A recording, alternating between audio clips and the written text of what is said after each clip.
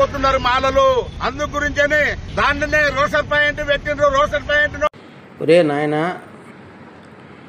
మీ పాయింట్లో ఉండే గెలపానికి ఒక నమస్కారం రాసామే.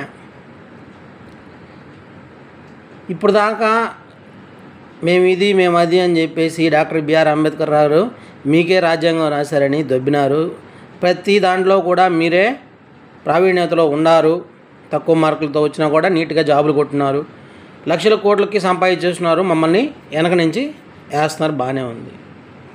ఇప్పుడు చేయాల్సిన 3 వర్గాలు. అవి ఏందనంటే, బలవంతులు కోట్లకు సంపాదించుండే లంజా కొడుకులు, middle class, lower middle class. వీళ్ళు ముగ్గురిని జ్ఞాపకం పెట్టుకుంటారా. వాళ్ళలో ఓసీ ఉంటాడు, ఎస్సీ ఉంటాడు, బీసీ ఉంటాడు. అట్లా డెవలప్ అవ్వచ్చురా పెంటి ముండా కొడకలారా.